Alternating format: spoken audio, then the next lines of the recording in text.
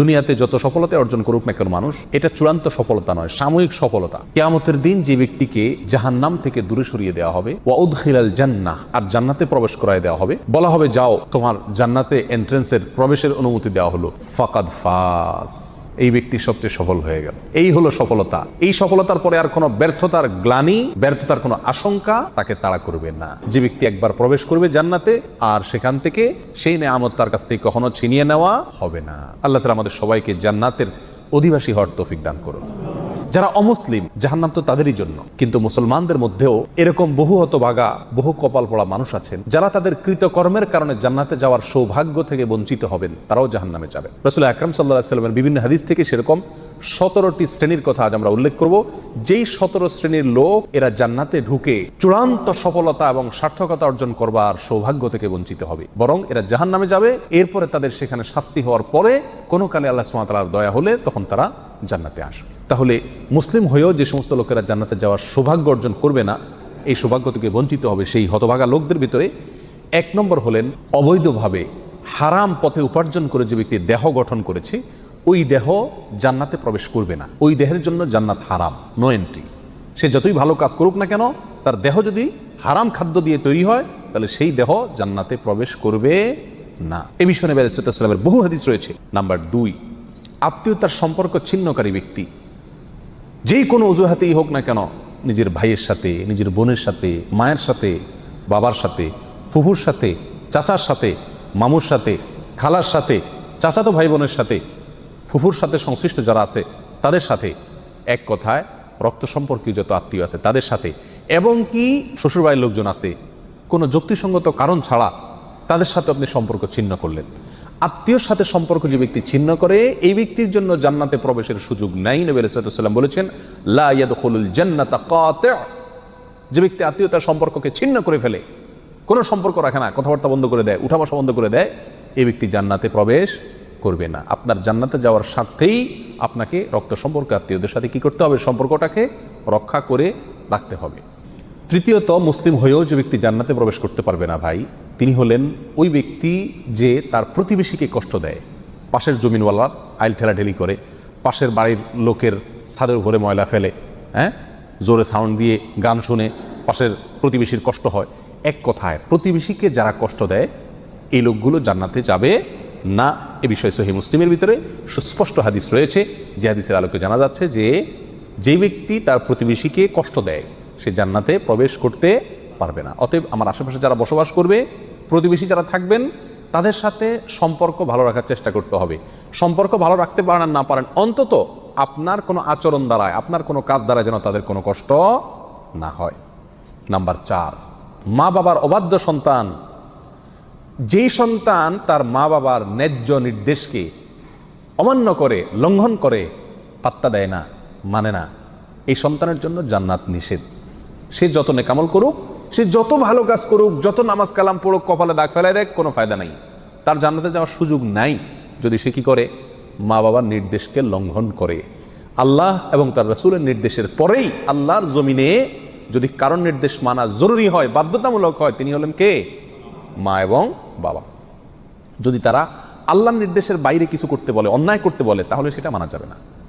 অযৌক্তিক কিছু করতে বললেও সেটা মানা যাবে না, কিন্তু যুক্তিসঙ্গত যত নির্দেশ করবে সেটা আপনাকে মানতে হবে। আর যদি সেটা মানা আপনার জন্য অসম্ভব হয়, আপনার সাধ্যের বাইরে কোনো কিছু নির্দেশ করে, তাহলে তো আর আপনার কিছু করার নাই। তবে কোনো অবস্থাতে ব্যবহার খারাপ করা যাবে না।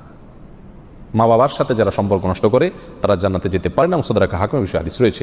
নাম্বার 5, মুসলমান হয়েও যারা জান্নাতে যেতে পারবে না, তাদের ভিতরে 5 নম্বর ব্যক্তি হলো ভাই, অশ্লীল ভাষায় কথা বলেছে, গালিগালাজ করে, যে কথায় কথায় আজে বাজে মন্তব্য করে, এবং উগ্র মেজাজি, মানুষকে সবসময় দমায় রাখার চেষ্টা করে, দাবায় রাখার চেষ্টা করে, কখনো মানুষকে পাত্তা দেয় না, সাইড দেয় না, সবসময় সেই উপরে থাকার চেষ্টা করে।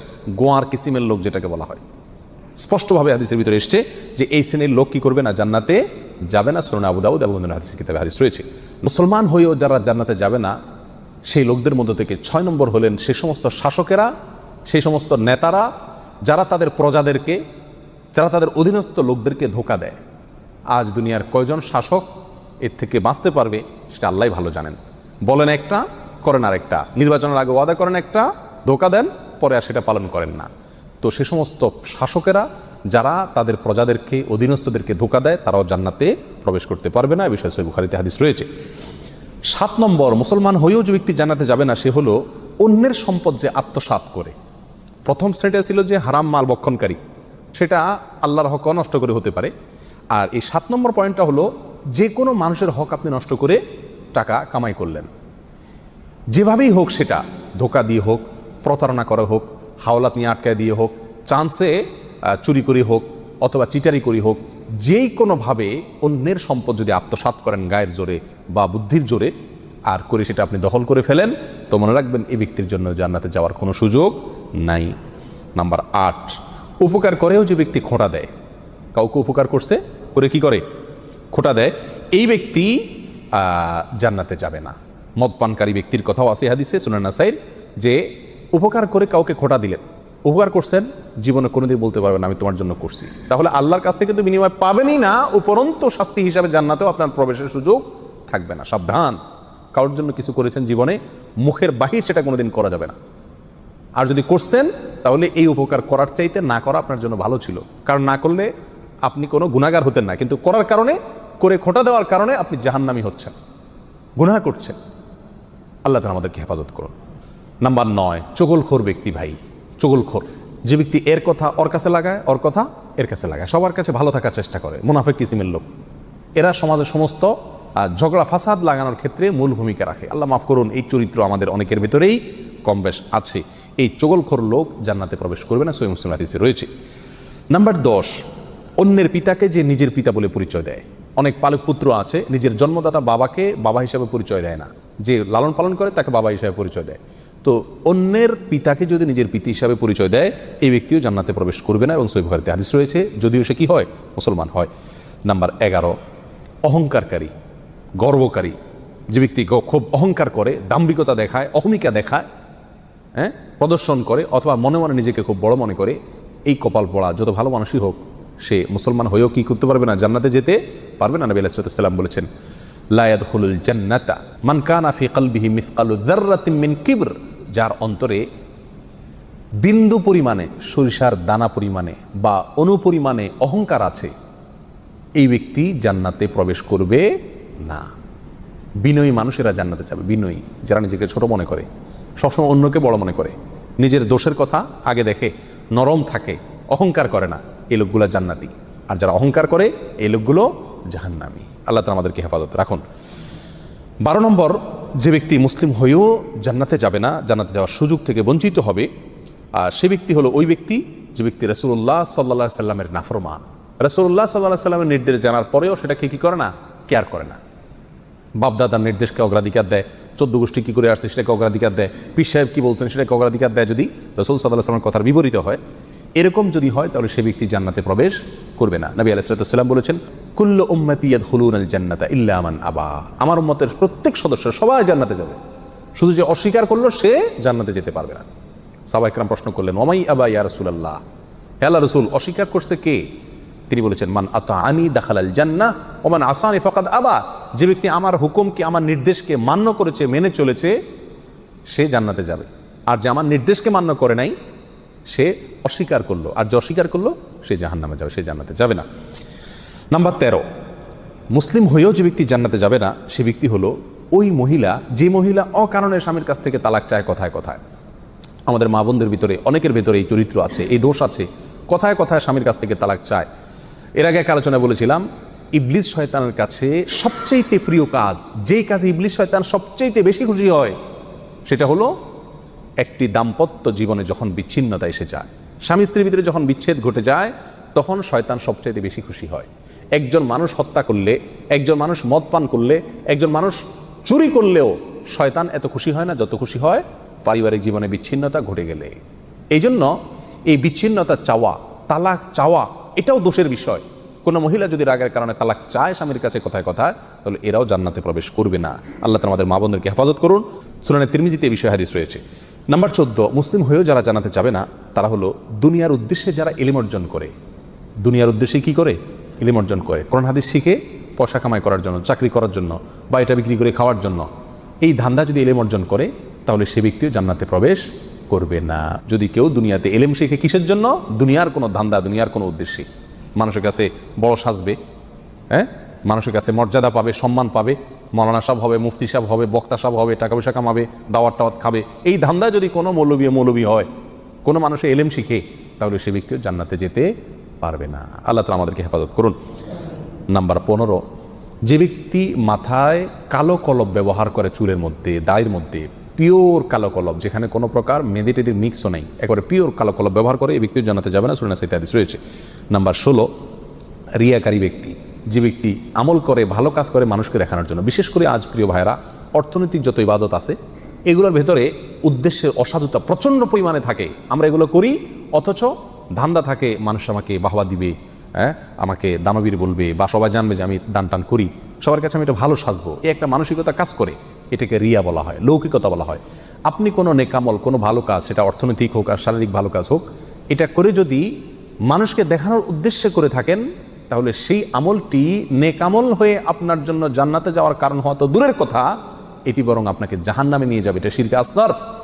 নবী আলাইহিস সালাম বলেছেন, আখেরি জামানায়, শেষ যুগে, কিয়ামতের আগে দাজ্জালের যে আতঙ্ক হবে, যে আতঙ্কে তার ভেলকিতে অনেক মুসলমান অমুসলমান হয়ে যাবে, ঈমান হারা হয়ে যাবে। সে আল্লাহ দাবি করবে এবং অনেক কুদরত দেখাবে তার, দেখে অনেকে ভেলকিতে পড়ে যাবে। সেই সময়ে তোমাদের জন্য ঈমানের উপরে টিকে থাকা যত কঠিন হবে, সেই সিচুয়েশনে তোমরা যে বিপদে পড়বে, সেটাকে আমি যতটা ভয় পাই, তার চাইতে বেশি ভয় পাই তোমাদের জন্য এই শিরকে আসগরকে। অর্থাৎ এমন এক সময় আসবে যখন যত আমল করবে মানুষ, সবগুলোই মানুষকে দেখানোর জন্য করবে, আল্লাহকে খুশি করার জন্য কোনো আমল খুঁজে পাওয়া কঠিন হয়ে যাবে। এই সেই রিয়া, লৌকিকতা, মানুষকে দেখানো, মানুষের কাছে বাহবা কুড়ানো, মানুষের কাছে সুনাম অর্জন করার জন্য যদি যে কোনো ভালো কাজ করা হয়, তাহলে এই ব্যক্তি জান্নাতে প্রবেশ করবে না। সহিহ বুখারী, সহিহ মুসলিমে বিষয় হাদিস রয়েছে। নাম্বার 17, ওয়ারিশকে বঞ্চিতকারী ব্যক্তি, যে ব্যক্তি তার পরিত্যক্ত সম্পত্তি থেকে তার কোনো ওয়ারিশকে কি করে? মাহরুম করে, এই ব্যক্তি জান্নাতে যাবে না। সূরা ইবনে মাজাতে এই বিষয় হাদিস রয়েছে। সম্মানিত ভাইয়েরা, কোনো ওয়ারিশ, আপনার কোনো সন্তান, আপনার কোনো ওয়ারিশ, সে যদি অন্যায় করে, আপনাকে শরীয়ত অধিকার দেয় নাই এটা বলে যাওয়ার যে আমি মরার পরে তাকে আমার কোনো সম্পত্তির ভাগ দিবা না। বহু মা বাপ এই কাজটি করেন, অনেক অভিভাবকরা এই কাজটি করেন, বলে যান মৃত্যুর আগে আমি মারা যাওয়ার পরে সে আমার লাশের কাছে আসবে না, আমার জানাজা পড়তে আসবে না, সে এগুলোর চেয়ে বড় কথা হলো সে আমার সম্পত্তিতে কোনো ভাগ পাবে না, সেজন্য ভিটাতে না আসে। মনে রাখতে হবে, আপনার ঘরে জন্ম নেওয়ার কারণেই আল্লাহ সুবহানাহু ওয়া তাআলা অধিকার দিয়েছেন আপনার সম্পত্তিতে তার হক আপনার মৃত্যুর পরে সে পাবে। সে যদি মন্দ হয় তার হিসাব আল্লাহ নেবেন, কিন্তু আপনি তাকে প্রত্যেকটা সম্পত্তি থেকে বঞ্চিত করার অধিকার আপনাকে ইসলাম দেয় নাই। কোনো সন্তানকে তেজ্য পুত্র করা এই জন্য শরীয়তের কাছে গ্রাহ্য বিষয় নয়। প্রচলিত আইনে হতে পারে তেজ্য পুত্র, আমি জানি না, কিন্তু ইসলামের দৃষ্টিতে তেজ্য পুত্র করার কোনো সুযোগ নাই। হ্যাঁ, অমুসলিম হলে সে সম্পত্তি পাবে না, সেটা ভিন্ন বিষয়, কিন্তু যতক্ষণ পর্যন্ত মুসলিম থাকবে ততক্ষণ পর্যন্ত প্রত্যেকটা সম্পত্তি তাকে কী করা যাবে না? বঞ্চিত করা যাবে না। যদি কেউ করে তাহলে সে কী হবে না? জান্নাতে প্রবেশ করতে পারবে না। এই 17 শ্রেণীর লোক, এরা মুসলিম হয়েও কি করতে পারবে না ভাই? জান্নাতে যেতে পারবে না। এর ভিতরে বেনামাজি, তার কথা তো বলাই বাহুল্য, কারণ ইচ্ছাকৃত নামাজ যদি ত্যাগ করে সব সময়, তাহলে তো ওলামা একরামের অনেকের মতো সে মুসলমানই না। আমরা এখানে বলেছি যে মুসলমান 5 ওয়াক্ত নামাজ কালাম পড়ে এরপরেও জাহান্নামে যাবে যারা, তারা হলো 17 শ্রেণীর লোক। আমরা এক নজরে আবারও বলে দিচ্ছি, হারাম খাদ্য যে গ্রহণ করে, 1, 2 আত্মীয়তার সম্পর্ক ছিন্ন করে যে, নাম্বার 3 প্রতিবেশীকে যে কষ্ট দেয়, নাম্বার 4 মা বাবার অবাধ্য সন্তান, মা বাবার কথা শোনে সে, নাম্বার 5 উগ্র মেজাজি, তেড়া, গোয়ার, সবাইকে দমায় রাখে, এই টাইপের লোক। নাম্বার 6 অধীনস্থদেরকে, প্রজাদেরকে, যে সমস্ত শাসকেরা, যে সমস্ত রাজারা, যে সমস্ত রাষ্ট্রপ্রধানেরা, সরকার প্রধানেরা বা যে যে লেভেলে আছে সে তার প্রজাদেরকে ধোকা দেয় যে তারা। নাম্বার 7 অন্যের সম্পদকে অন্যায়ভাবে আত্মসাৎকারী ব্যক্তি। নাম্বার 8 উপকার করে কারোর খোঁটা দেয় যে ব্যক্তি, সে জান্নাতে যাবে না। নাম্বার 9 চগলখোর ব্যক্তি জান্নাতে যাবে না, মানুষের পিছনে কথা লাগায় বেড়ায় একজনের আরেকজনের কাছে।